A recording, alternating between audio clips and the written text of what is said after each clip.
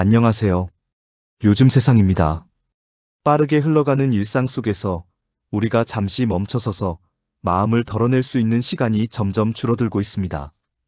그래서 이번에는 조금 느리게, 조금 따뜻하게 이야기를 꺼내보려 합니다. 이름부터 낯설고도 친근한 존재, 지혜라는 새로운 산타의 이야기입니다. 지혜는 눈부신 기적을 선물하지 않습니다. 대신 사람들이 미처 말하지 못한 마음 곁에 잠시 머물고 무너진 관계 사이에 작은 틈을 만들어줍니다. 이 이야기는 하나의 결말로 끝나지 않습니다. 각기 다른 삶의 문 앞에서 같은 온도로 찾아오는 지혜의 옴니버스 형식 이야기 두 편으로 준비했습니다. 크리스마스라는 계절이 꼭 행복한 사람들만의 날은 아니듯 이 이야기 역시 상처와 후회, 그리고 다시 시작하려는 마음을 품은 사람들의 시간입니다. 그러나 분명한 건 그 끝에 남는 감정은 따뜻함이라는 사실입니다. 연말의 밤, 조용히 불을 켜듯 마음을 밝혀줄 이야기. 지금부터 지의 새로운 산타가 되다가 건네는 훈훈한 크리스마스 이야기를 시작하겠습니다. 나는 지혜다. 크리스마스를 며칠 앞둔 아침, 소망교회 지하 창고 문을 열었을 때 종소리가 위에서부터 내려왔다. 종은 늘 같은 소리였지만 그날은 유난히 비어들렸다. 아빠가 돌아가신 지 5개월이 지났고 아빠가 늘 챙기던 크리스마스는 아직 제자리를 찾지 못하고 있었다. 창고 안에는 선물 상자들이 사람 키만큼 쌓여 있었다. 라벨에는 고아원, 양로원, 쉼터라는 글자가 적혀 있었다. 누가 들고 나가야 할지 정해지지 않은 채로 나는 그 앞에 서 있었다. 교회에는 산타가 몇 명 정해져 있었다. 모두가 알고 모두가 믿는 규칙 같은 것이었다. 하지만 올해 그 산타는 떠났고 대신 선 사람도 마음까지 대신하지는 못했다. 어른들은 회의를 했고 일정표를 고쳤다. 나는 그 사이를 조용히 지나갔다. 아무도 나를 부르지 않았지만 선물은 여전히 여기 있었기 때문이다. 아빠는 늘 11월부터 준비했다. 서랍에서 꺼낸 공책에는 해마다 받는 사람들의 이름이 빼곡했다. 민수네 고아원 아이들 15명, 해동쉼터 할머니들 23명, 북부 양로원 어르신들 41명. 아빠는 이름 옆에 작은 글씨로 메모를 남겼다. 민우는 발이 커졌을 거야. 수지는 인형보다 책을 좋아해. 정숙 할머니는 따뜻한 양말이 필요하셔. 나는 그 공책을 펼쳐들고 한참을 그 자리에 서 있었다. 아빠의 글씨는 삐뚤었지만 마음은 반듯했다. 창고 한쪽에는 아빠가 직접 만든 썰매가 있었다. 나무 판자를 이어 붙이고 바퀴를 달아서 끌고 다닐 수 있게 만든 것이었다. 페인트가 벗겨진 자리마다 아빠의 손때가 묻어 있었다. 나는 전화기를 들었다. 민수네 고아원 원장 선생님께 전화를 걸었다. 목소리는 떨렸지만 할 말은 정해져 있었다. 원장 선생님, 올해도 선물 보내드리려고요. 선생님은 잠시 말이 없다가 물으셨다. 지혜야, 괜찮겠니? 나는 괜찮다고 대답했다. 거짓말이었지만 진짜가 될 때까지 말할 생각이었다. 선물을 고르는 일은 생각보다 어려웠다. 1년이면 사람은 변한다. 아이들은 자라고 어르신들은 필요한 게 달라진다. 나는 고아원에 다시 전화를 걸어 한 명 한 명 바꿔달라고 했다. 민우야, 올해는 뭐가 필요해? 민우는 잠시 망설이다가 대답했다. 운동화요, 사이즈는 260이에요. 목소리가 조금 컸던 걸 보니 기대하고 있는 게 분명했다. 수지는 달랐다. 수지야, 올해는 뭐 갖고 싶어? 수지는 한참을 조용히 있다가 작은 목소리로 말했다.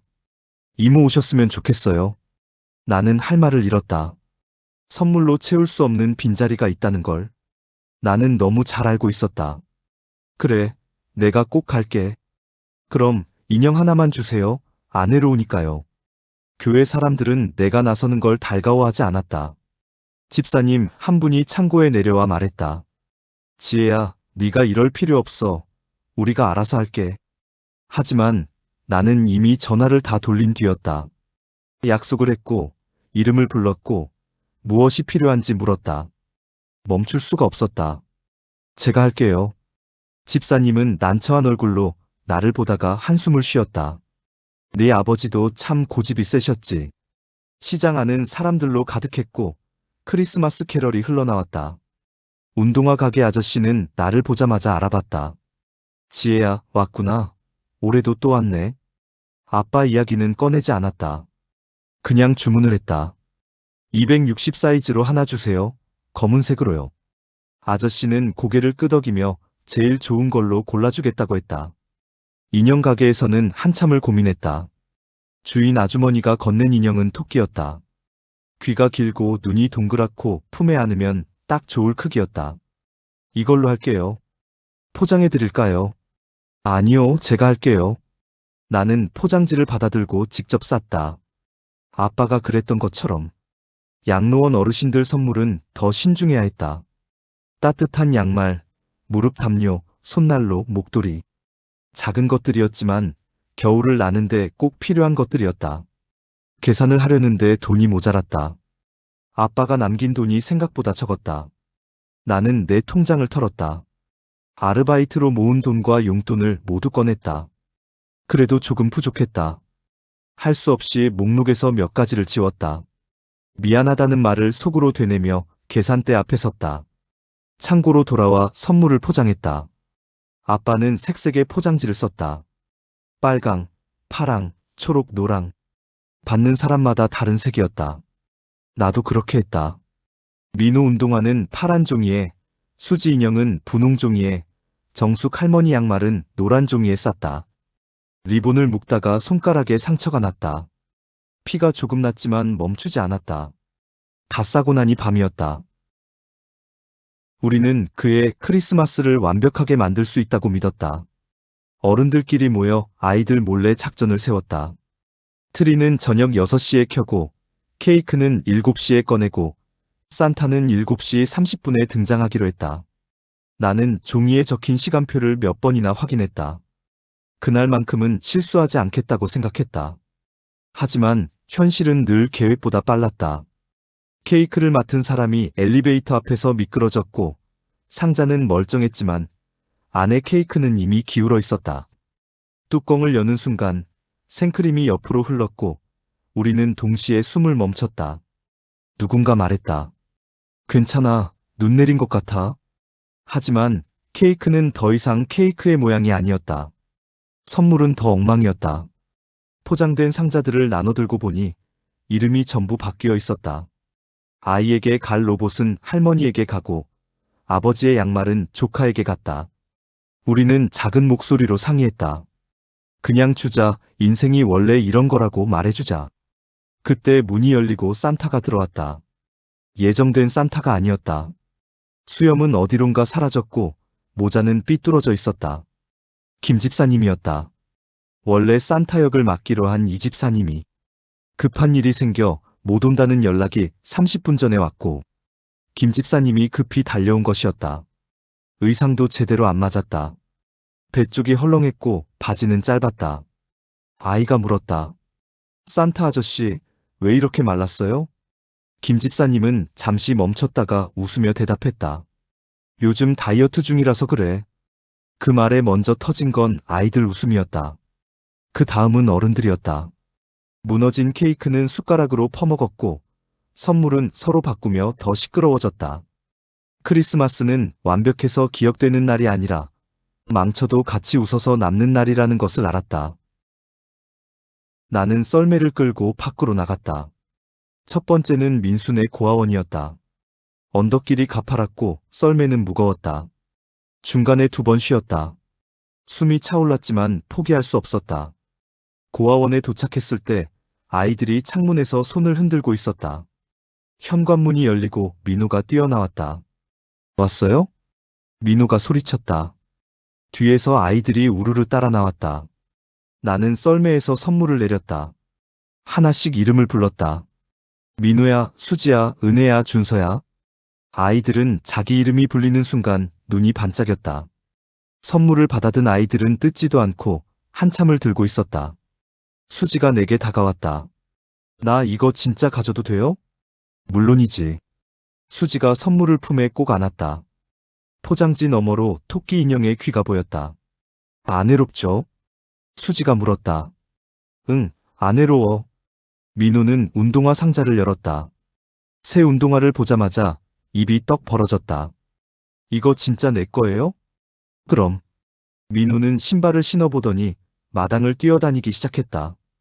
웃음소리가 겨울 공기를 뚫고 퍼졌다. 원장 선생님이 나오셨다. 지혜야, 고생했다. 차라도 한잔하고 가렴. 나는 고개를 저었다. 괜찮아요, 가봐야 해요. 아직 갈 데가 남았거든요. 선생님은 내 어깨를 토닥이셨다. 조심해서 가거라. 선생님 목소리가 떨렸다. 양로원은 조용했다. 복도를 지나는데 소독약 냄새가 났다. 어르신들은 거실에 모여 계셨다. 텔레비전이 켜져 있었지만 아무도 보지 않았다. 제가 선물 가지고 왔어요. 어르신들이 천천히 고개를 돌렸다. 정숙 할머니가 제일 먼저 알아보셨다. 아이고, 지혜, 김씨, 자제분 아니가? 맞아요, 할머니, 저 지혜예요. 내가 할머니 손을 잡았다. 손이 얼음처럼 차가웠다. 할머니, 이거 드릴게요. 내가 양말을 건넸다. 할머니는 양말을 받아들고 한참을 만지작거리다가 눈물을 흘리셨다. 너희 아버지가 보고 싶다. 저도요. 우리는 한동안 아무 말 없이 앉아 있었다. 다른 어르신들도 하나둘 다가오셨다. 선물을 나눠드리는 동안 누군가 내 손을 잡았다. 누군가 머리를 쓰다듬었다. 누군가 고맙다고 계속 말했다. 만식 할아버지는 안경을 고쳐 쓰시고 나를 보셨다. 아이고, 많이 컸네. 혼자 왔어? 네, 혼자 왔어요. 나는 어르신들 사이에 앉았다. 1시간쯤 이야기를 나눴다. 옛날 이야기, 자식 이야기, 건강 이야기. 어르신들은 말씀이 많으셨다. 나는 그저 듣기만 했다. 가끔 고개를 끄덕이고, 가끔 웃고, 그렇게 시간이 흘렀다. 돌아갈 시간이 됐다. 일어서려는데 한 할머니 내 손을 잡으셨다. 지혜야, 고맙다. 또 와줄 거지. 나는 약속했다. 네, 할머니, 또 올게요. 할머니는 쉽게 손을 놓지 않으셨다. 한참 있다가 조용히 말씀하셨다. 네 아버지 참 좋은 사람이었어. 우리를 항상 잊지 않았어. 나는 눈물이 날 것 같아서 고개를 숙였다. 저도 잊지 않을게요, 할머니. 나는 알았다. 오늘 크리스마스는 이미 시작되었다는 걸. 그리고 그 시작이 교회 안이 아니라 길이었다는 걸. 거리는 불빛으로 가득했다. 크리스마스 트리, 네온사인, 가게 불빛. 사람들은 웃으며 걷고 있었다.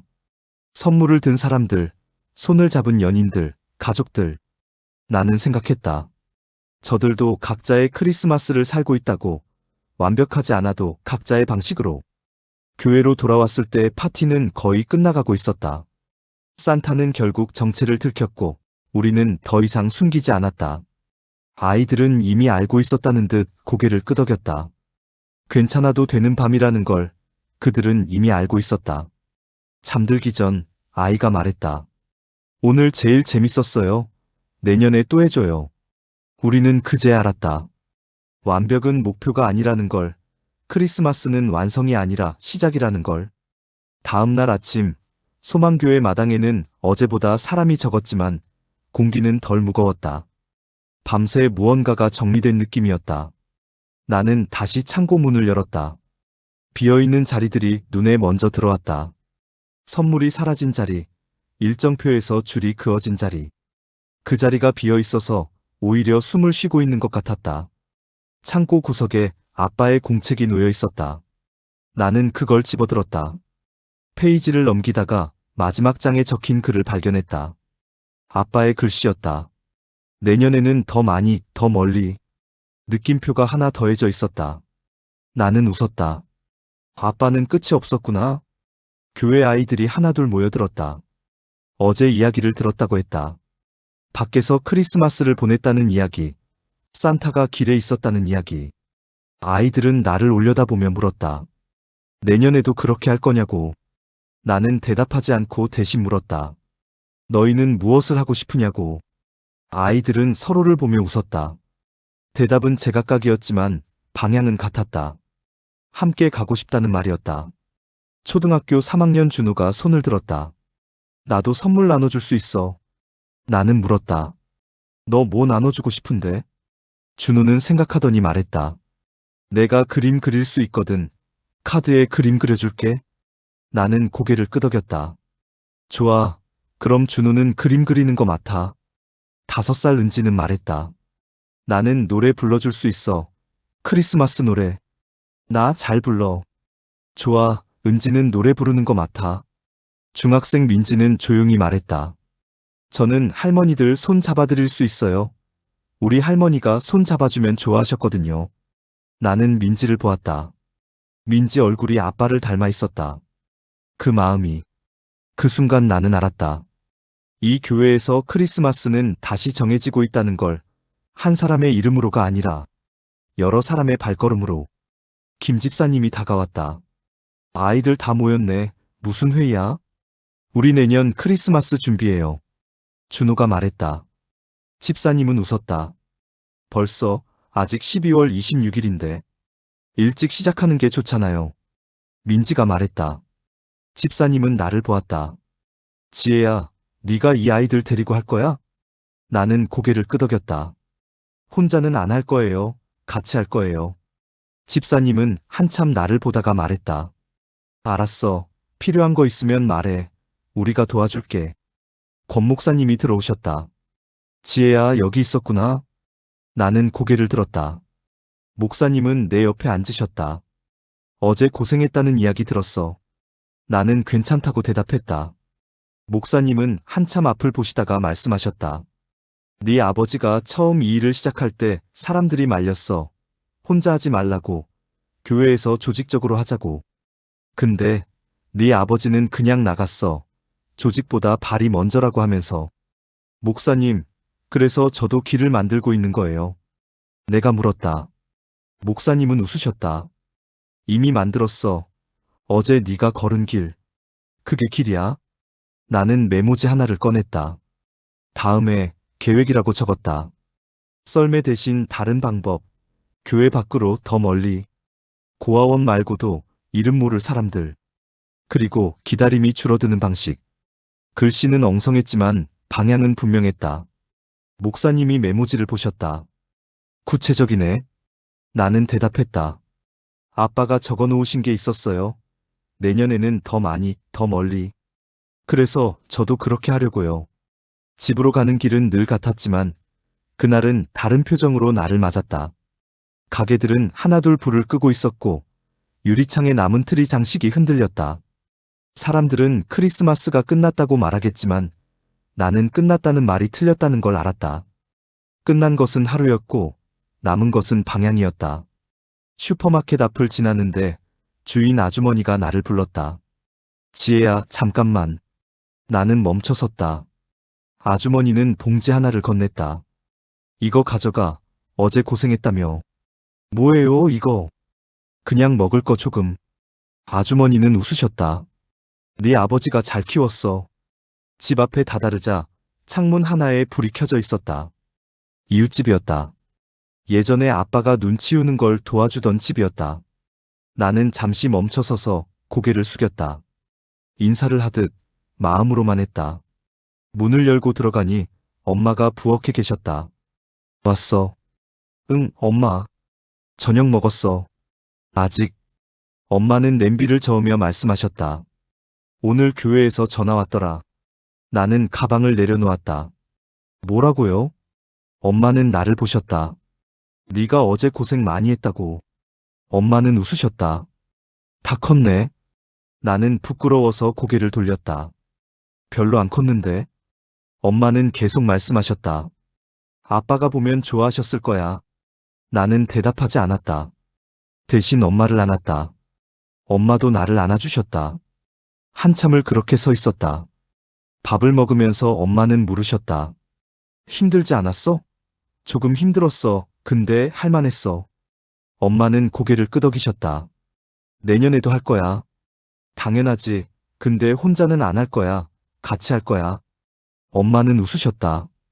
그래, 그게 낫겠다. 설거지를 하는데 핸드폰이 울렸다. 민수네 고아원 원장 선생님이었다. 지혜야, 나 선생님. 어제 고마웠어. 아이들이 오늘도 내 이야기만 해. 나는 웃었다. 괜찮으셨어요? 괜찮다마다. 좋았지. 선생님은 잠시 말이 없다가 물으셨다. 지혜야, 이거 부담스러우면 내년에는 안 해도 되는데, 다음에 시간 되면 아이들이랑 같이 놀아줄 수 있을까? 크리스마스 아니어도 그냥 평범한 날에.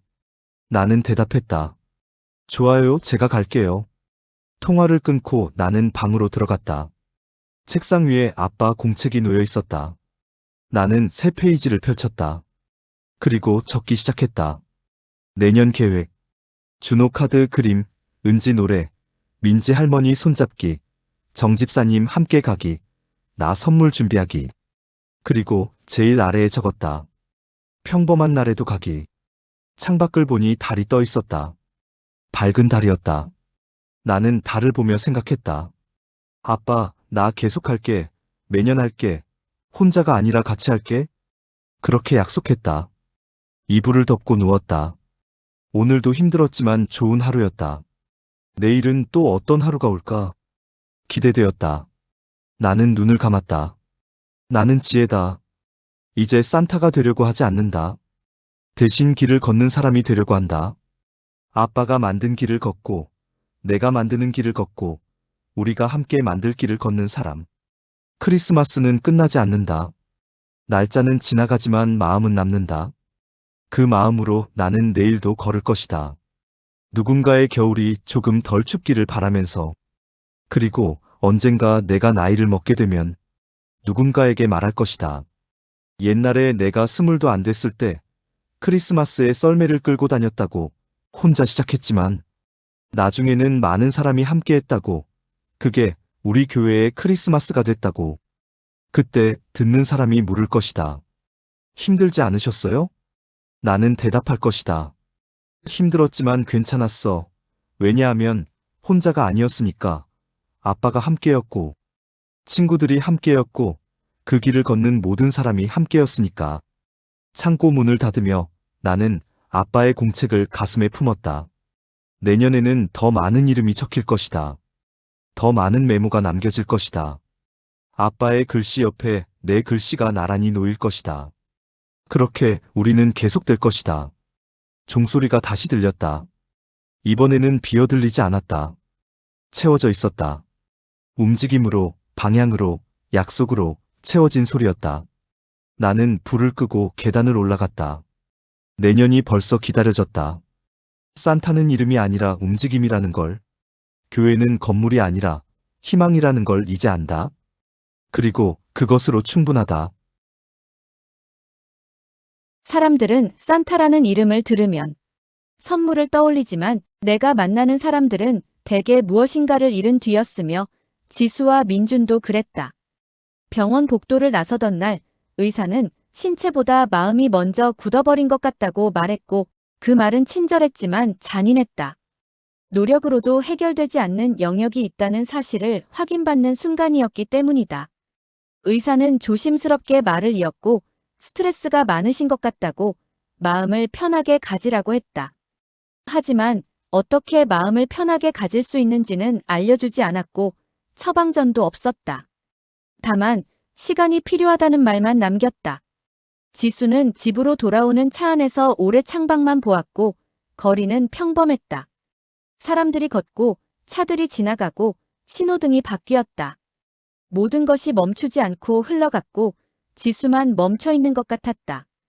아주 낮은 목소리로 말했고 우리 친구를 만나는 방법도 있지 않을까 했으며 입양이라는 말은 끝내 입술을 완전히 벗어나지 못하고 공기 속에 머물렀다. 그 단어는 무거웠고 희망과 배신감이 동시에 담긴 단어였다. 민주는 바로 대답하지 못했고 핸들을 잡은 손에 힘이 들어갔으며 그는 늘 버티는 쪽의 사람이었다. 포기라는 단어를 마음에 들이지 않는 사람이었으며 포기하지 않으면 언젠가는 좋아질 거라고 믿었다.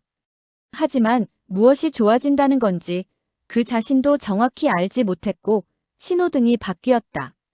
민주는 천천히 차를 출발시켰고 집까지 가는 동안 두 사람은 더 이상 말하지 않았다. 라디오도 켜지 않았고 침묵이 차 안을 가득 채웠다. 그들은 큰 아픔을 한번 건너온 부부였고 말하지 않아도 서로가 알고 있는 상처가 있었다. 그래서 더 조심스러웠고 건이라는 이름을 그들은 이제 소리내어 부르지 않았다. 부르는 순간 무너질 것 같았다. 하지만 집안 곳곳에 그 아이의 흔적은 여전히 남아 있었고 현관 벽에 남은 손자국, 신발장 구석에 작은 운동화, 냉장고에 자석으로 붙어 있는 색연필 그림이 있었다. 그것들은 누구도 치우지 못했고 치울 수 없었으며 치우는 순간 건이가 정말로 사라져버릴 것만 같았다. 민주는 경영난으로 흔들리는 컴퓨터 회사를 지키며 하루를 견뎠다. 아침 8시에 출근하고 밤 10시에 퇴근을 했으며 하루 14시간을 회사에 있었다. 회사는 점점 힘들어 있었고 대형 업체들이 더 싼 가격에 더 빠른 배송을 제공했다. 민준의 회사는 작았고 느렸고 경쟁력이 없었다. 하지만 그는 문을 닫을 수 없었고 이 회사가 무너지면 자신도 함께 무너질 것 같았다. 건이를 잃고도 버텨온 증거였기 때문이다. 지수는 엄마의 도움을 받아 아동 도예 공방을 운영하며 아이들의 손을 바라보는 사람으로 살아가고 있었다. 화요일과 목요일, 토요일 오후 일주일에 3번 아이들이 찾아왔으며 5살부터 10살까지 작은 손들이 흙을 만졌다. 지수는 그 손들을 보며 숨을 참았으며 건이의 손도 저랬고 작고 따뜻하고 조심스러웠다. 아이들이 흙을 만지며 웃을 때마다 지수의 눈은 오래 머물렀다. 작은 손가락들이 흙을 주무르고 모양을 만들고 실패하고 다시 시작하는 모습을 보았다. 그것이 희망인지 미련인지는 지수 자신도 알지 못했고 다만 그 순간만큼은 숨을 쉴 수 있었다. 아이들이 가고 나면 공방은 다시 조용해졌다.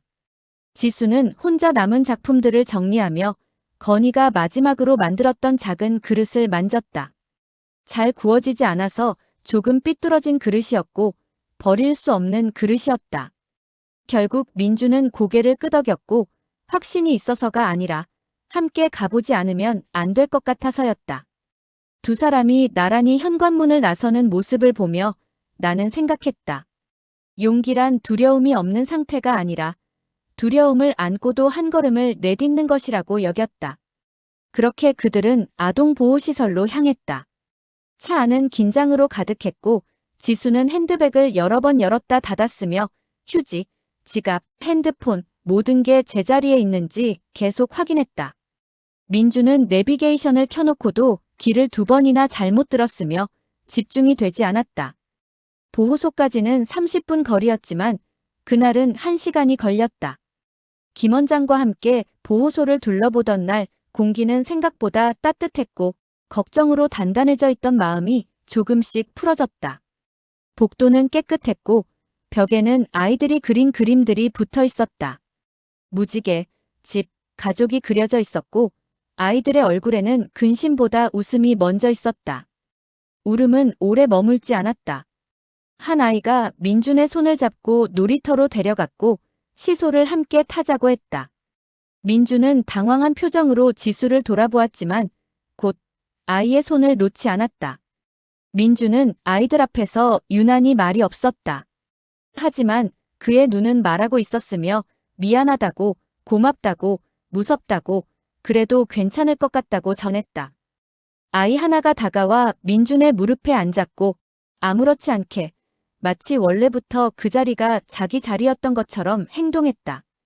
민준의 손이 천천히 움직여 아이의 등을 감쌌고 조심스럽게 마치 깨질까봐 두려운 것처럼 안았다. 그 순간 나는 알았고 이 남자가 얼마나 오랫동안 누군가의 손을 잡고 싶어 했는지를 깨달았다. 지수는 조금 떨어진 곳에서 그 모습을 바라보았고 손을 주머니에 넣은 채 몇 번이나 숨을 고르는 모습이 보였다. 눈물이 나올 것 같아서, 아니 이미 나오고 있어서 고개를 돌렸고 김 원장이 다가와 조용히 물었다. 괜찮으시냐고 했고 지수는 고개를 끄덕였으며 괜찮다고, 괜찮을 거라고 했지만 목소리가 떨렸다. 나는 그들 옆에 서서 이 장면이 선택의 시작이 아니라 이미 관계의 한 부분이라는 것을 느꼈다. 아이를 기다리는 마음과 아이에게 다가가는 용기는 같은 방향을 보지 않을 수도 있다는 것을, 그럼에도 불구하고 사람은 결국 손을 내민다는 것을 알았다. 왜냐하면 우리는 모두 혼자서는 견딜 수 없도록 만들어진 존재이기 때문이다. 그날 보호소를 나서며 지수는 말했고, 아직은 잘 모르겠다고 했다. 목소리가 떨렸고, 민주는 고개를 끄덕이며 말했다. 그래도 오늘은 집에 가서 숨을 조금 덜 참아도 될 것 같다고 했고, 그 말을 들으며 지수가 처음으로 웃었다. 작게, 하지만 분명하게 웃었다. 차 안에서 민준이 건이가 우리를 미워할까? 지수는 한참을 생각하다가 대답했다. 아니, 건이는 우리가 행복하기를 바랄 거야. 그 말 끝에 둘 다 울었고, 울면서도 웃었다. 나는 그 말을 기억했고, 가족이 된다는 것은 완성되는 일이 아니라 숨을 덜 참게 되는 상태에 가까울지도 모른다고 생각했다. 완벽하지 않아도 준비가 덜 되어 있어도 그저 함께 숨 쉬는 것만으로도 충분할 수 있다고 여겼다. 건이를 잃은 후 그들은 숨 쉬는 것조차 조심스러워했고 행복해질 자격이 없다고 생각했다.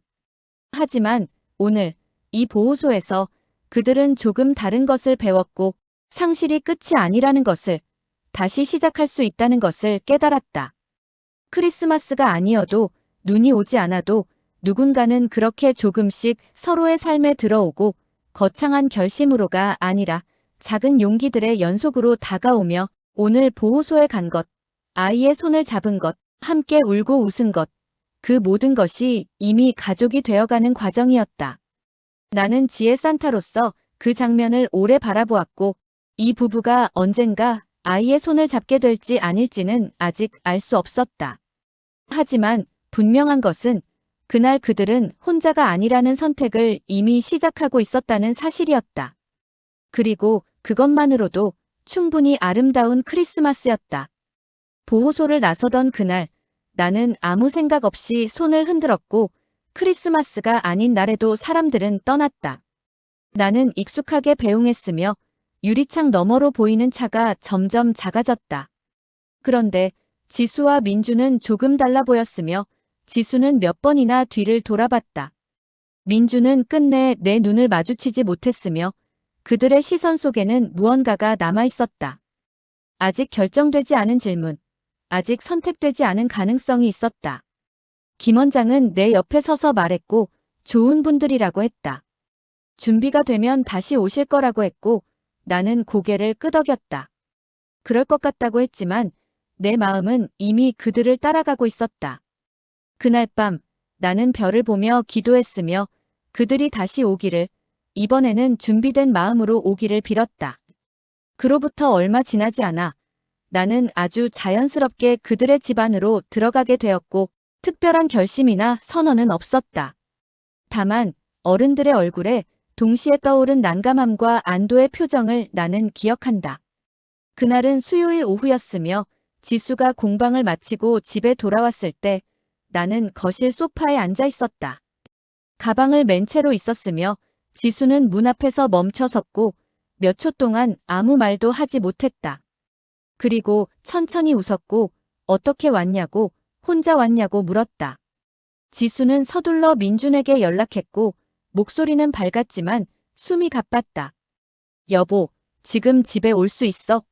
라고 말하다가 목이 메었고 민준은 무슨 일이냐고 물었으며 지수는 대답 대신 웃었다. 빨리 와, 놀랄 거야. 전화기 너머로 민준의 당황한 침묵이 길게 이어졌고 지금 회사 문 닫을 수 없는데 라고 말하려다가 멈췄다. 알았어, 지금 갈게.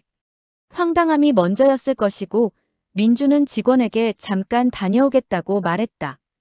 다급히 집으로 돌아왔으며 현관문을 열고 들어서자 나와 지수가 식탁에 앉아 우유를 마시고 있었다. 평범한 오후 같았다. 하지만 평범하지 않았고 민준은 가방을 내려놓고 나를 바라보았다. 오래 말없이 봤고 그리고 지수를 보았다. 지수는 어깨를 으쓱했고 나도 잘 모르겠어. 집에 왔을 때 이미 있었어. 상황을 파악하겠다며 민준과 지수는 다시 보호소로 향했고 나도 함께 갔다. 차 안에서 민준은 회사 이야기를 꺼냈고 컴퓨터 회사가 버티고는 있지만 버틴다는 말이 더 이상 희망처럼 들리지 않는다고 했다. 직원들 월급을 맞추는 것만으로도 벅차다고, 이번 달은 특히 어렵다고 했고, 지수는 민준의 손을 잡았으며 괜찮을 거야. 그 말이 진심인지 위로인지는 알 수 없었다. 사정은 심각했지만 지수의 마음은 자꾸 나에게로 기울었다. 백미러로 나를 보며 미소 지었으며 귀엽다는 말 뒤에는 책임이라는 단어가 따라온다는 걸 지수도 알고 있었다. 그럼에도 나와 함께 있는 상상을 멈추지 못했고 아침에 일어나 학교에 보내는 것, 저녁에 함께 밥을 먹는 것, 잠들기 전 책을 읽어주는 것, 그 모든 평범한 일상들을 떠올렸다. 보호소에 도착했을 때 예상치 못한 일이 벌어졌다. 김 원장이 사고를 당했다는 소식이 전해졌으며 계단에서 넘어져 병원에 입원했다고 했다. 보호소는 잠시 혼란에 빠졌으며 선생님들은 전화를 받고 서류를 찾고 다음 일정을 조정하느라 바빴다. 어른들은 전화와 서류 사이를 오갔으며 나는 그 틈에서 지수의 손을 잡았고 따뜻했으며 조금 떨리고 있었다. 한 선생님이 말했고 원장님이 돌아오실 때까지 입양 절차가 조금 지연될 거라고 했다. 혹시 며칠만 더 기다려 주실 수 있느냐고 물었다. 민준과 지수는 서로를 바라보았으며 그리고 동시에 고개를 끄덕였고 기다리겠다고 했다. 그런데 나를 어떻게 하냐고 선생님이 물었고 혼란스러운 상황에서 지수가 말했다. 우리 집에서 지내면 안 될까요? 임시로 원장님이 돌아오실 때까지만이라고 했다. 그렇게 우리는 얼떨결에 함께 지내게 되었고 계획도 순서도 없이 하루가 시작되었다. 그날 밤 집은 조용했지만 공기는 낯설게 따뜻했고 지수는 건희의 방을 열었다. 오랫동안 닫혀있던 방이었고 먼지가 쌓여 있었다. 지수는 창문을 열고 이불을 털고 책상을 닦았고 민주는 문 밖에 서서 그 모습을 지켜보았다. 들어가지 못했고 아직은 들어갈 수 없었다. 침대 시트를 갈고 베개를 새 것으로 바꾸고 옷장을 비웠다. 건희의 옷들을 조심스럽게 상자에 담았고 버리는 게 아니었다. 다만 잠시 치워두는 것이었고 지수는 마지막 옷을 접으며 울었다. 소리 없이 오래 울었고 민준이 들어와 지수를 안았다. 두 사람은 한참을 그렇게 서 있었고 나는 복도 끝에서 그 모습을 보았다. 들어가지 않았고 그들만의 시간이 필요했다. 하지만 시간이 흐르면서 집안의 온도는 일정하지 않았고 언제부터인가 지수와 민준 사이에는 말이 줄어들었다. 지수는 말하지 못한 외로움을 혼자 견뎠고 민준은 경영난 속에서 하루하루를 넘겼다. 회사는 점점 더 어려워졌고 대금을 제때 받지 못했고 재고는 쌓였고 직원들은 불안해했다. 직원들 사이에서는 회사가 어렵다는 소문이 퍼졌고 휴게실에서, 화장실에서, 점심시간에 소문이 돌았다. 민주는 알고 있었고 모른 척했지만 알고 있었다. 결국 민주는 마지막 남은 돈을 빚을 갚는 데 써야 했다고 직원에게 말했다. 월급은 줄 수 있지만 상여금은 어렵다고 했다. 직원은 고개를 끄덕였고 이해한다고 괜찮다고 했지만 그의 눈에는 실망이 어려 있었다. 나는 그 말을 정확히 이해하지는 못했지만 그날 민준의 어깨가 유난히 무거워 보였다는 건 기억한다. 집에 돌아와서도 그는 식탁에 앉아 한참을 말이 없었으며 저녁을 거의 먹지 않았다. 지수가 물었으며 괜찮아? 라고 했고 민준은 대답 대신 고개를 끄덕였지만 괜찮지 않았다. 지수는 민준을 위로하며 집을 담보로 대출을 더 받아보자고 말했다. 함께 버텨보자는 뜻이었을 것이며 우리에게는 아직 이 집이 있다고 포기하기엔 이르다고 했다. 부모님이 물려주신 집이지만 지금은 이게 필요하다고 했고 민주는 고개를 저었다. 그럴 수 없다고 이 집만은 지켜야 한다고 했다. 그러나 민주는 이미 중요한 결정을 혼자 내려버린 뒤였고 회사를 정리하기로 했다. 더 이상 직원들에게 월급을 제때 주지 못하는 상황을 견딜 수 없었고 빚은 계속 늘어나고 매출은 계속 줄어들었다. 버티는 것만으로는 부족했고 변화가 필요했다. 하지만 어떤 변화인지는 알지 못했다. 지수는 그 사실을 알게 되었을 때 크게 실망했고 왜 말하지 않았냐고, 함께 결정해야 하는 거 아니냐고 물었다. 민주는 대답하지 못했고, 말하면 진짜가 될 것 같아서, 말하면 너도 무너질 것 같아서라고 말했다. 싸움은 크지 않았지만 침묵이 길었다. 그날 밤 그들은 각자의 방에서 잤으며 나는 거실에서 그 침묵을 들었고 침묵은 때로 말보다 아팠다. 지수는 결국 말을 꺼냈고 우리가 재미있게 지내는 법을 잊은 것 같다고 많은 것들이 어떤 이유 때문에 망가졌다고 했다. 그 말에는 나를 향한 기대와 두려움이 함께 섞여 있었고 나 때문에 다시 무너질까봐 하지만 나를 통해 다시 일어설 수 없을까봐 걱정했으며 민주는 고개를 끄덕였고 미안하다고 잘하고 싶었는데 잘 안 된다고 했다. 나는 그 집에서 작은 소리를 냈고 장난감이 바닥에 떨어지는 소리, 웃다가 멈추는 소리를 냈다. 어른들은 그 소리 앞에서 잠시 멈췄고 민주는 서류를 내려놓고 나를 바라보았다. 지수는 설거지를 멈추고 거실로 나왔다. 그 짧은 순간 그들은 같은 곳을 보았고 함께 보았다. 나는 산타라는 이름을 가지고 있지만 선물을 가져오지는 못하고 다만 흔들리는 집안에 잠깐의 틈을 만들며 위기의 한가운데서도 사람이 다시 서로를 바라보게 만드는 것이었다. 그때 나는 알지 못했다. 내가 들어온 것이 구원이 될지 또 다른 시험이 될지 몰랐다. 다만 분명한 것은 그날 이후 이 집의 시간은 이전과 다른 속도로 흐르기 시작했다는 사실이었다. 느리게 하지만 멈추지 않고 흘렀다. 등굣길에 나선 아침은 늘 조금 과장된 설렘으로 시작되고 지수는 내 가방끈을 몇 번이나 고쳐 쥐어주었다. 처음 학교에 아이를 보내는 엄마의 얼굴에는 기대와 불안이 동시에 걸려 있었다. 도시락은 챙겼어. 물은, 손수건은, 우산은 하며 지수는 계속 확인했다. 괜찮을 거야. 나를 위한 것이라기보다 스스로를 다독이는 말처럼 들렸다. 나는 고개를 끄덕이고 돌아섰으며 교문 안으로 들어가는 순간 세상은 갑자기 커졌다. 나는 작아졌으며 복도는 길었고 교실은 낯설었다. 아이들은 이미 서로를 알고 있었으며 선생님이 나를 소개했다. 새로 전학 온 친구라고 했으며 아이들이 박수를 쳤고 나는 인사를 했다. 잘 부탁한다고 했지만 마음은 다른 곳에 있었다. 교실에 앉아 있는 동안 나는 민준의 얼굴을 떠올렸다. 어젯밤 늦게까지 서류를 들여다보던 그의 뒷모습이 자꾸 눈앞에 아른거렸다. 선생님이 무언가를 설명했지만 귀에 들어오지 않았다. 아이들이 웃었지만 나는 웃지 못했다. 마음이 다른 곳에 가 있었고 점심시간 종이 울렸다.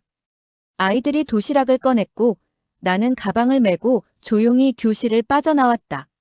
점심시간이 되자 나는 택시를 타고 학교를 빠져나왔고 기사 아저씨는 이유를 묻지 않았다. 나는 목적지만 말했으며 학교를 몰래 나오는 아이를 태우는 것이 처음은 아닌 듯했다. 민준이 운영하는 컴퓨터 회사 앞에서 내리자 기계 소리와 한숨이 섞인 공기가 흘러나왔다. 문을 열고 들어서자 민준이 놀란 표정으로 나를 바라보았다. 학교는? 그가 물었지만 나는 대답하지 않았다. 대신 소매를 걷어붙이고 주변을 둘러보았다. 나는 그를 돕고 싶었고 서류를 옮기고 케이블을 정리하고 알아듣지 못하는 말들 사이에서 고개를 끄덕였다. 민주는 처음엔 나와 거리를 두려 했고 돌아가라고 학교에 가야 한다고 말했다. 나는 움직이지 않았다. 여기 있고 싶다고 도와주고 싶다고 했고 민주는 한숨을 쉬었다. 하지만 화내지는 않았고 시간이 지나자 그도 포기한 듯 조용히 일을 계속했다.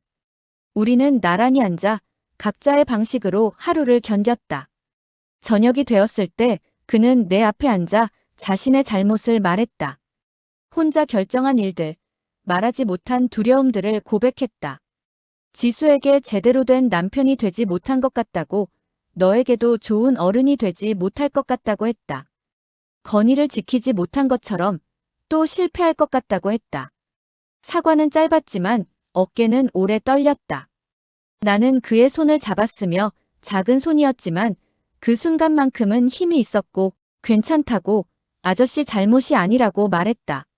집으로 돌아오자 지수의 얼굴이 순식간에 굳었다. 내 인형을 본 순간이었으며 건희의 인형이었다. 이유를 묻지 않아도 알 수 있을 만큼 표정이 다쳤으며 그 인형은 만져서는 안 되는 것이었다. 건희만의 것이어야 했던 것이며 지수는 아무 말도 하지 않았지만 그 침묵이 더 무거웠다. 저녁 식사는 조용했고 숟가락이 그릇에 닿는 소리만 작게 울렸다. 민주는 눈치를 챘지만 무슨 일인지 정확히는 몰랐고 지수는 밥을 거의 먹지 않았다. 나는 인형을 꼭 안고 있었고 놓고 싶지 않았다. 이 인형 속에 건희의 온기가 남아있는 것만 같았고 내가 만지면 안 되는 온기였지만 그렇게 느껴졌다. 밤이 되어 지수가 내 방에 들어왔고 이불을 덮어주려고 했다. 인형을 보고 잠시 멈춰 섰다가 조용히 나가려 했고 나는 그녀를 불렀다. 미안하다고 말하고 싶었지만 입이 떨어지지 않았다. 지수는 침대 끝에 앉아 한참을 있다가 말했다. 괜찮다고. 내가 잘못한 건 아니라고 했지만 그 목소리는 괜찮지 않았고 떨리고 있었다. 지수가 말을 이었고 건희도 그 인형을 좋아했다고 매일 밤 안고 잤다고 했다. 이름도 지어줬다고 토끼라고 그냥 토끼라고 했다. 나는 그날 밤 인형을 안고 잠들었으며 토끼를 껴안고 잠들었다. 미안하다는 말을 할 수 없어서 그저 꼭 껴안고만 있었다. 다음 날 나는 박 씨를 찾아갔고 노숙자라고 불리는 그 사람은 나를 오래 알고 지낸 사람처럼 맞아주었다. 벤치에서 우연히 만난 적이 있었고 그 이후로 나는 가끔 그를 찾아갔다. 박 씨는 늘 같은 자리에 있었고 공원 끝자락, 나무 그늘 아래에 있었다. 사람들은 지나가면서 고개를 돌렸지만 박 씨는 개의치 않았다. 세상이 자신을 보든 말든 상관없다는 표정이었다. 우리는 벤치에 앉아 이야기를 나눴고 길의 냄새와 손의 온기, 말하지 않아도 되는 침묵에 대해 이야기했다. 박 씨는 나에게 물었고 집은 어떠냐고 했으며 나는 한참을 생각하다가 대답했다. 따뜻한데 가끔 춥다고 했으며 박 씨는 고개를 끄덕였다. 그래, 가족이란 원래 그런 거라고 했으며 함께 있어도 외로울 때가 있고 사랑하면서도 아플 때가 있다고 말했다. 나는 박 씨에게 물었다. 박 씨도 가족이 있었냐고. 박 씨는 한참을 하늘을 보다가 대답했다. 있었다고. 아주 오래전에 있었다고 했다. 아내와 딸이 있었다고. 작은 식당을 했고 잘 살았다고 했다. 하지만 빚을 지고 망했다고. 그래서 술을 마시기 시작했고 가족이 떠났다고 했다. 딸은 지금 몇 살이냐고 내가 물었다. 박 씨는 웃었고 모른다고 연락이 끊긴 지 오래되었다고 말했다. 박 씨는 담배를 꺼내 물고는 불을 붙이지 않았다. 그냥 입에 물고만 있었으며 끊은 지 오래되었다고 했다. 하지만 가끔은 이렇게 물고 있는 게 좋다고 했다. 습관이란 게 그런 거라고 했고 나는 그 말을 이해할 수 있었다.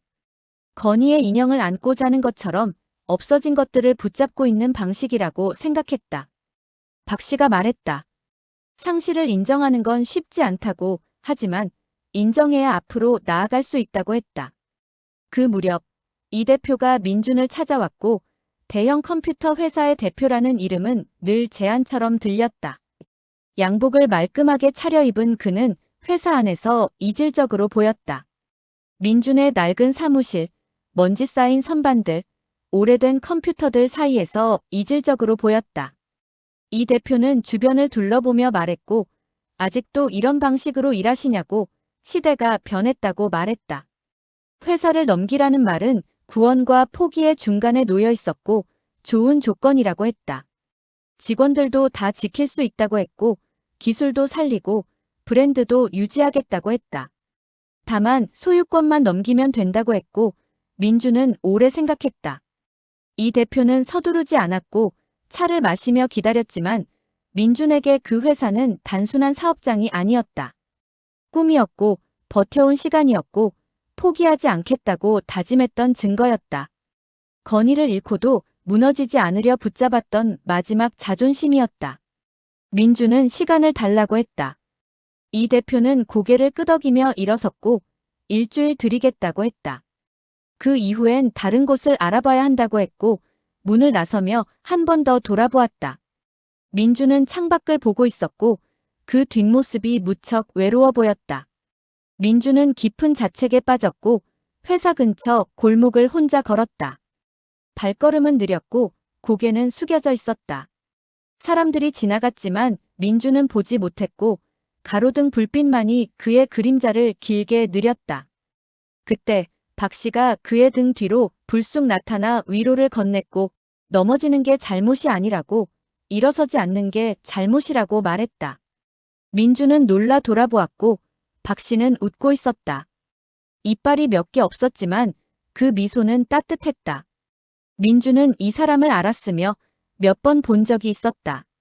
회사 근처에서 공원에서 봤지만 제대로 이야기를 나눈 적은 없었다. 뜻밖의 장면 앞에서 민주는 고개를 숙였고 낯선 사람의 친절 앞에서 사람은 때로 더 약해지며 울어도 되는 허락을 받은 것처럼 무너졌다. 박 씨는 민준에게 말했다. 자신도 한때 회사를 운영했다고 했으며 작은 식당이었지만 잘 나갔다고 손님이 줄을 섰고 돈도 벌었고 미래가 보였다고 했다. 하지만 욕심을 부렸다고 지점을 냈고 빚을 지고 망했다고 했다. 가족도 떠났다고 한동안은 죽고 싶었다고 했지만 살았다고 그리고 지금 여기 있다고 말했다.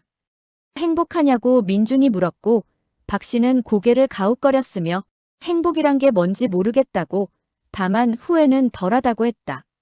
그걸로 족하다고 과거에 매달리지 않는 게 중요하다고 했고 과거는 바꿀 수 없지만 미래는 만들 수 있다고 했다. 민주는 그날 오래 박 씨와 이야기를 나눴고 회사 이야기, 가족 이야기, 실패와 좌절에 대해 이야기했다. 박 씨는 말했고 중요한 건 선택이 아니라 선택 이후라고 했다.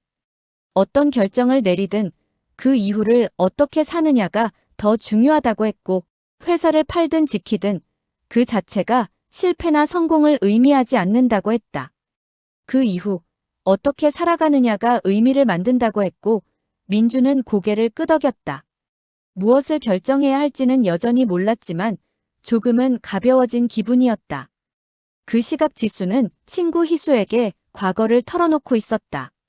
카페 구석자리, 사람들의 웃음소리와 커피 내음 사이에서 이야기를 나눴다. 행복했던 시절을 떠올리며 숨겨왔던 속사정을 조심스럽게 꺼냈다. 건희가 떠난 후 어떻게 살아왔는지, 민준과 어떻게 서로를 놓치게 되었는지, 지혜를 받아들인 것이 옳은 결정이었는지 아니면 또 다른 도피였는지를 이야기했다. 희수는 지수의 손을 잡고 물었다. 행복해? 지금? 지수는 대답하지 못했다. 모르겠다고, 행복이 뭔지 잊어버린 것 같다고 했다. 아프지 않은 게 행복인지, 웃을 수 있는 게 행복인지 물었다. 말은 흘러나오면 멈추기 어려웠고 지수는 울었다. 카페 안에서 사람들이 보는 앞에서 울었고 건희를 잃은 날 이후로 참아왔던 모든 것들이 쏟아져 나왔다. 희수는 그저 손을 잡아주었고 티슈를 건네고 물을 따라주고 등을 두드려 주었다. 때로는 그것만으로도 충분했고 위로의 말보다 함께 있어주는 것이 더 위로가 되었다. 희수는 말했고 지혜가 왔다는 게 기적 같다고 그 아이가 지수와 민준에게 다시 살 이유를 줄 수도 있다고 했다. 하지만 조심하라고 너무 기대하지도 너무 두려워하지도 말라고 했다. 그냥 하루하루를 살아가라고 말했다. 지수는 고개를 끄덕였고 알고 있다고 하지만 쉽지 않다고 했다. 지혜를 볼 때마다 건희가 보인다고 같으면서도 다르고 다르면서도 같다고 했다. 사랑하고 싶은데 두렵다고 또 잃을까봐 두렵다고 했다. 희수는 웃었고 사랑이란 원래 그런 거라고 잃을까봐 두려워도 하는 게 사랑이라고 했다. 세상에는 쉬운 게 어디 있냐고 말했다. 이후 민주는 전보다 편해진 얼굴로 나와 시간을 보냈고 박 씨와의 대화 이후 무언가 달라진 것 같았다. 여전히 회사는 어려웠고 결정은 내리지 못했지만 견딜만 했다. 마음으로만 꿈꾸던 인공지능 전성시대 이야기를 하며 우리는 웃었다.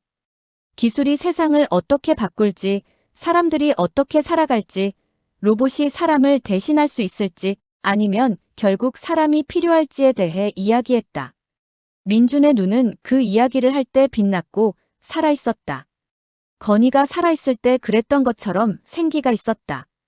나는 그 순간을 놓치지 않으려 했으며 이 사람이 꿈을 이야기할 때의 표정을, 미래를 상상할 때의 목소리를 기억하려 했다. 민주는 말했다.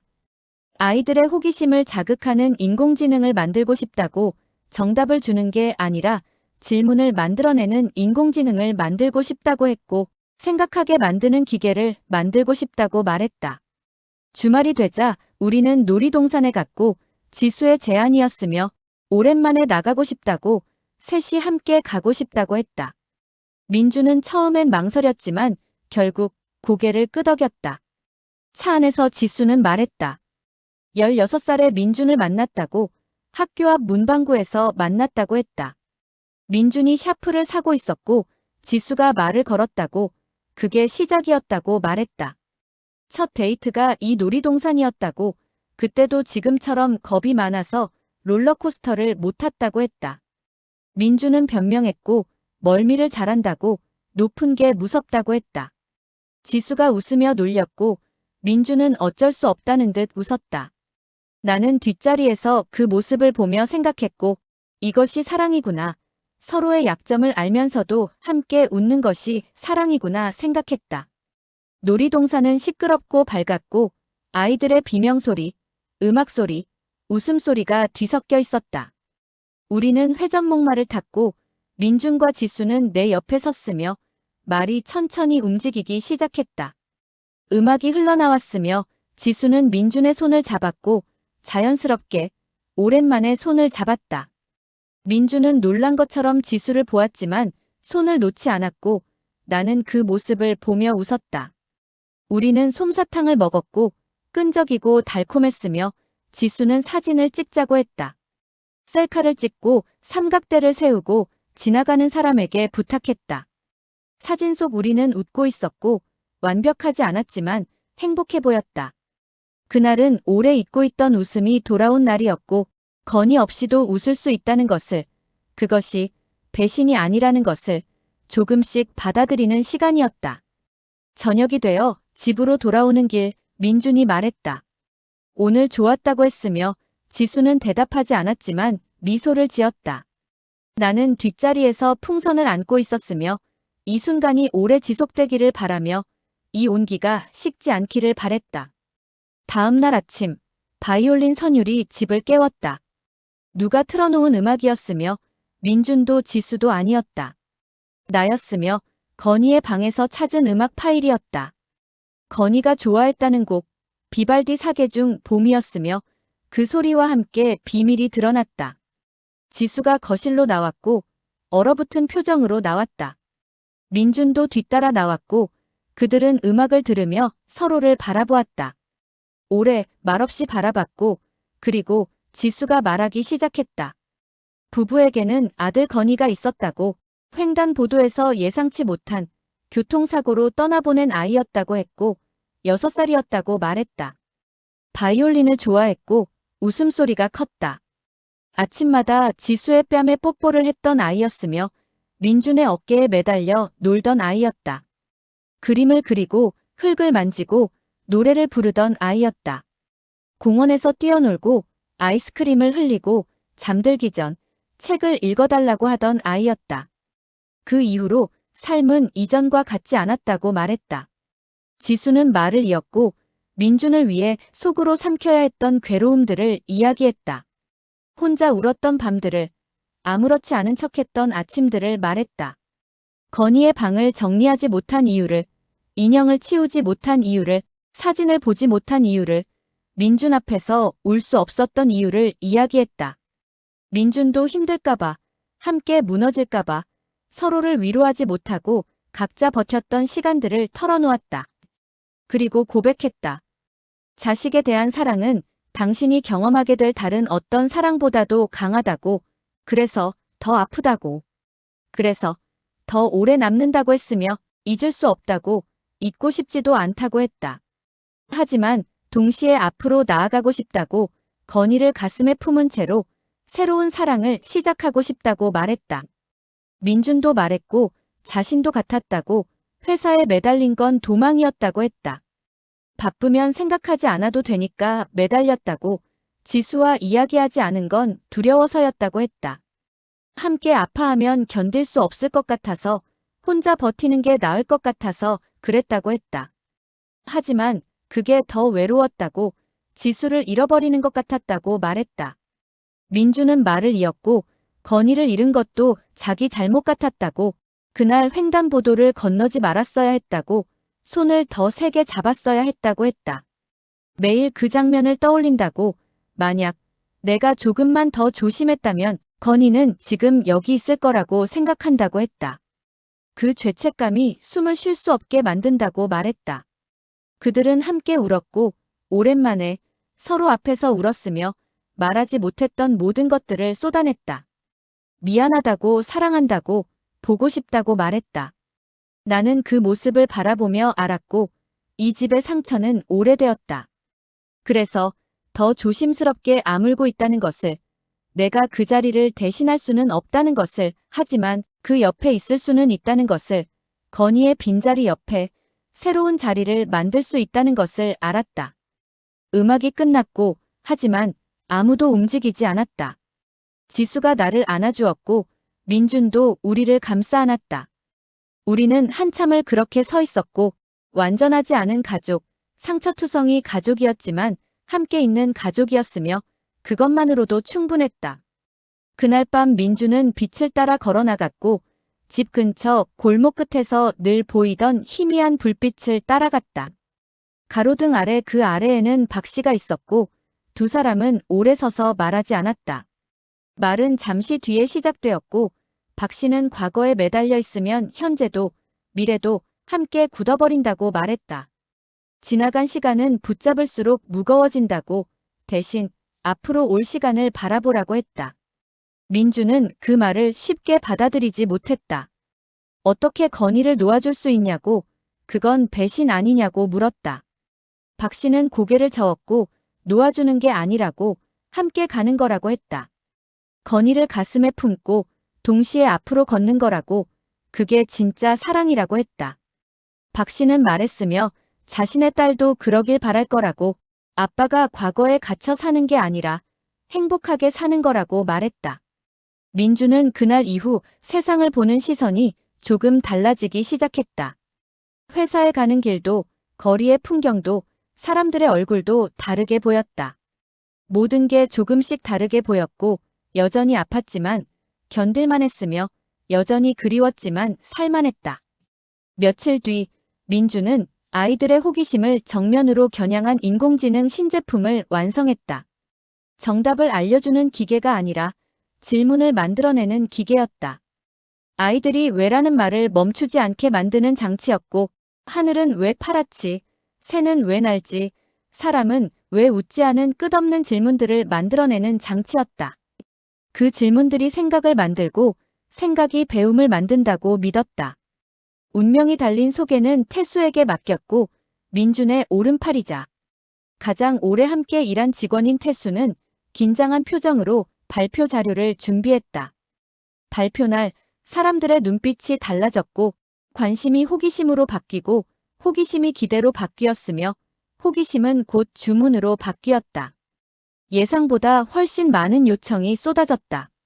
학교에서, 학원에서, 가정에서 주문이 들어왔고 아이들이 질문을 멈추지 않게 하는 기계를 원했다. 부모들은 열광했고 아이들도 좋아했으며 민준의 얼굴에는 오랜만에 숨이 쉬어지는 표정이 떠올랐다. 직원들이 축하했으며 회사가 살아날 수 있을 것 같다고 말했고 민준은 고개를 끄덕이며 말했다. 우리 함께 해낸 거라고. 이 대표에게 전화를 걸었고 제안은 정중히 거절하겠다고 회사를 계속 운영하겠다고 했다. 이 대표는 웃으며 말했고 예상했다고 좋은 결정이라고 했다. 필요하면 언제든 연락하라고 말했다. 민주는 전화를 끊고 창밖을 보았으며 거리는 여전히 평범했다. 하지만 조금 달라 보였고 미래가 있는 거리로 보였다. 그 시간 동안 우리는 함께 저녁을 먹고 같은 이야기를 나누며 조금씩 진짜 가족의 모양에 가까워졌다. 지수는 공방에서 돌아오면 나에게 물었다. 학교는 어땠냐고, 친구는 사귀었냐고 물었고, 민주는 주말마다 나와 공원에 갔다. 축구를 하고, 그네를 타고, 아이스크림을 먹었고, 평범한 일상들이었다. 하지만 그 평범함이 기적이었다. 어느 날, 민주는 내게 말했고, 원한다면 자신을 아빠라고 불러도 된다고 했다. 강요는 아니라고, 편한 대로 하라고 했다. 나는 대답하지 않았으며, 아직은 어색했었다. 하지만 그 말은 내 안에 오래 남았고, 아빠라는 단어가 입안에서 맴돌았다. 언젠가는 자연스럽게 나올 것 같았다. 크리스마스 이브가 다가오자 민주는 박 씨를 집으로 초대했다. 혼자 보내는 밤이 더 춥다는 것을 이제는 알기 때문이었다. 박 씨는 처음엔 거절했고 폐가 될 것 같다고 했다. 하지만 민주는 고집했으며 폐가 아니라고 가족이라고 했다. 박 씨는 결국 고개를 끄덕였으며 옷을 갈아입고 머리를 빗고 수염을 깎았고 오랜만에 사람 같은 모습으로 나타났다. 우리는 함께 음식을 만들었고 지수는 요리를 하고 민주는 테이블을 차리고 나는 트리를 꾸몄다. 박 씨는 주방에서 설거지를 도왔고 서툴렀지만 열심히였다. 저녁을 먹으며 우리는 웃었고 별것 아닌 일로 웃었으며 음식이 짜다고 트리가 삐뚤어졌다고 박 씨의 수염이 다시 자랐다고 웃었다. 박 씨는 말수가 적었지만 눈은 따뜻했다. 가끔 창밖을 보며 무언가를 생각하는 것 같았다. 딸을 떠올리는 것 같았다. 민준이 물었다. 연락해보는 게 어떻겠냐고 했고 박 씨는 고개를 저었다. 아직은 아니라고 준비가 안 되었다고 했다. 하지만 언젠가는 하고 싶다고 사과하고 싶다고 말했다. 잠들기 전 나는 내 비밀을 이야기했다. 왜 손을 흔들었는지, 왜 이 집으로 오게 되었는지를 말했다. 나는 산타라고. 사람들에게 선물을 주러 온 산타라고 했다. 하지만 내가 주는 선물은 포장된 상자가 아니라 시간이라고, 함께 보내는 시간, 서로를 이해하는 시간, 다시 사랑할 수 있게 되는 시간이라고 말했다. 지수는 조용히 내 등을 쓸어주었고 믿는다고, 내가 우리에게 온 건 기적이라고 했다. 민준도 고개를 끄덕였고 고맙다고, 내가 있어서 다시 살 수 있었다고 했다. 나는 울었고 기쁨인지 슬픔인지 모를 눈물을 흘렸으며 나는 곧 떠나야 했다. 하지만 그 사실을 말할 수 없었다. 그 밤 지수는 민준에게 깜짝 선물을 건넸고 작은 상자 안에는 오래 미뤄두었던 약속이 들어있었다. 함께 다시 시작하자는 약속이었고 결혼 반지였다.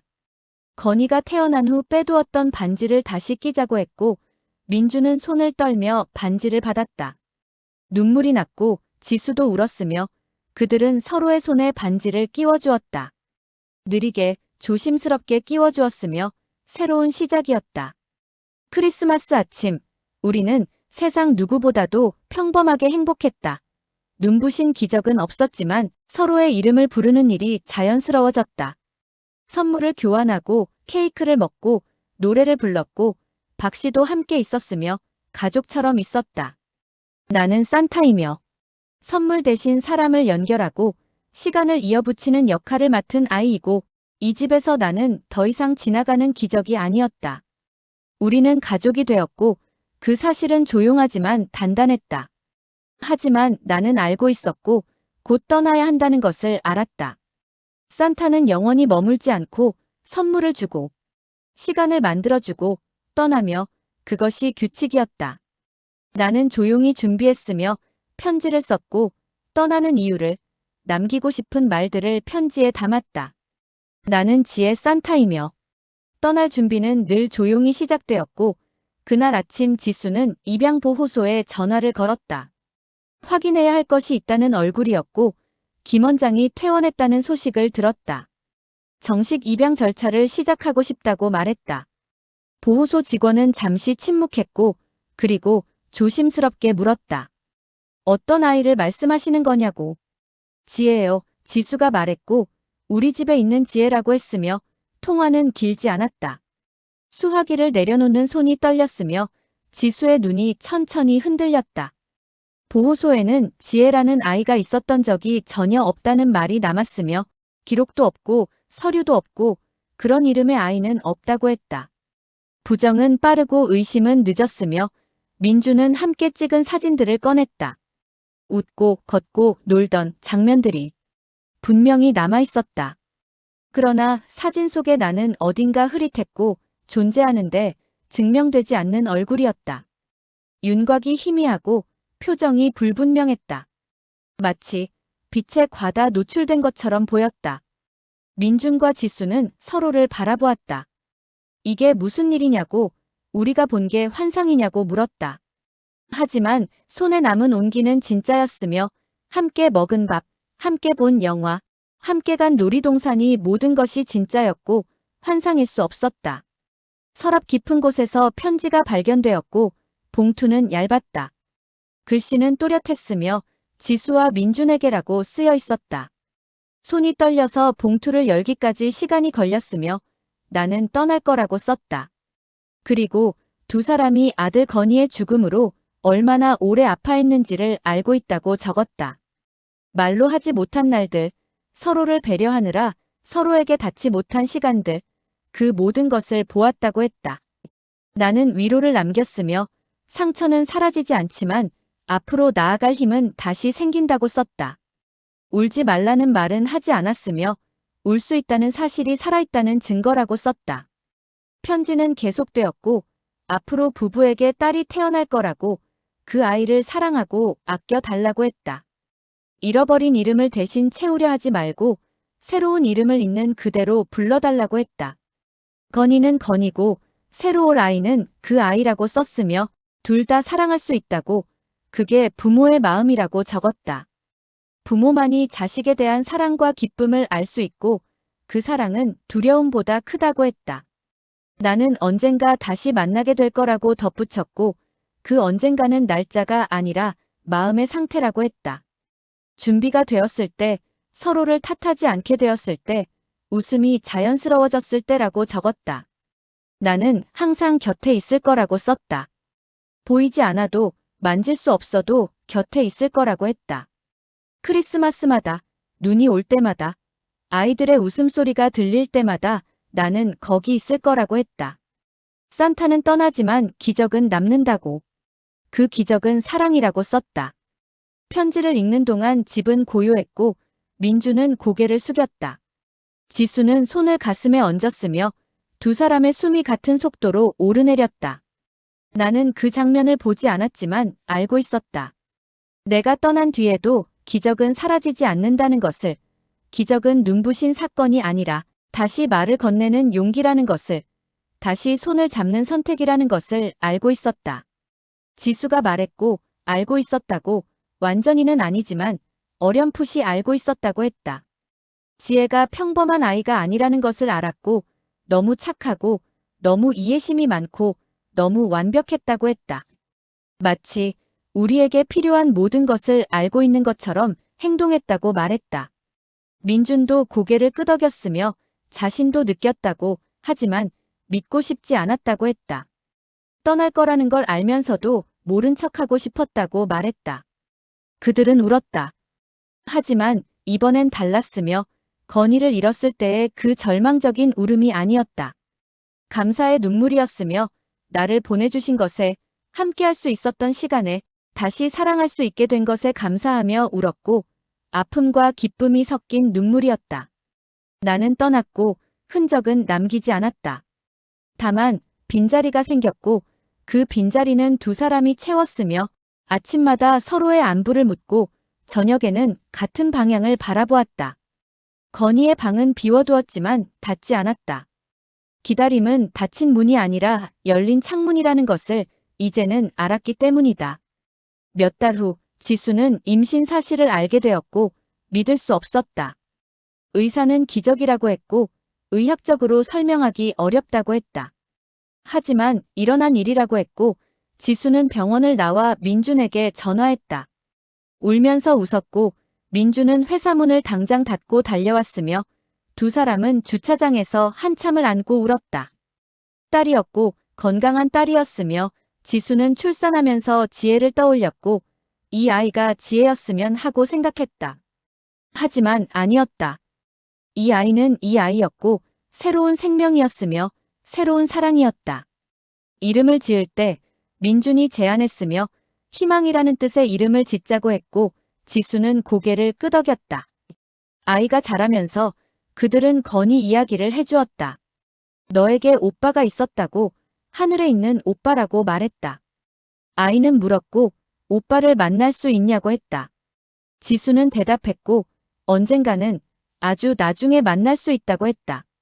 하지만 지금은 우리가 함께 있다고, 그것만으로도 충분하다고 말했다.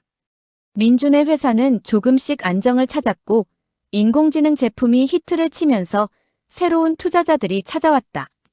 회사를 키우자고, 함께 하자고 제안했다.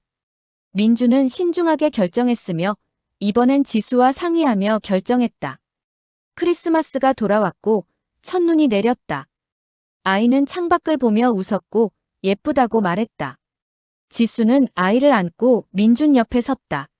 세 사람은 눈을 바라보았다. 그리고 생각했다. 어딘가에서 우리를 보고 있을 지혜를 떠올렸다. 나는 산타이고 선물을 두고 가지 않았다. 시간을 두고 가고 사람들 사이에 놓인 시간을 조금 느리게, 조금 부드럽게 만들며 내가 떠난 후에도 집 안에는 작은 변화들이 이어졌을 것이고 웃음이 먼저 나오는 날, 미뤄두었던 약속을 지키는 밤, 사진 속 흐릿한 자리를 더 이상 붙잡지 않는 순간들이 이어졌을 것이다. 기적은 언제나 우리를 둘러싸고 있었고 눈에 보이지 않을 뿐이었다. 나는 다시 손을 흔들 것이고 다른 집의 문 앞에서, 다른 계절의 끝에서 손을 흔들 것이다. 그리고 누군가는 또 나를 만났다고 말하지 못한 채 앞으로 한 걸음 나아갈 것이고 그것으로 충분하다. 사랑은 사라지지 않고 형태만 바뀔 뿐이다. 건이는 여전히 그들 곁에 있고 새로 태어난 아이와 함께 있다. 박씨도 여전히 그들을 찾아오고 가족처럼 함께하며 지수의 공방은 더 많은 아이들로 붉어졌다. 민준의 회사는 꿈을 만들어내며 그들은 행복하고, 완벽하지 않지만 진짜로 행복하다. 나는 떠났지만 그들의 이야기는 계속되고 매일 아침, 매일 밤 이야기가 이어지며 작은 기적들이 쌓여서 삶이 될 것이다. 나는 지혜 산타이며 선물을 주는 것이 아니라 선물을 발견하게 돕는 아이이고 이미 가지고 있던 사랑을, 이미 있던 용기를, 이미 존재하던 희망을 다시 볼 수 있게 만드는 것이 내 역할이다. 그것을 다시 볼 수 있게 만드는 것, 그것이 진짜 크리스마스의 의미다.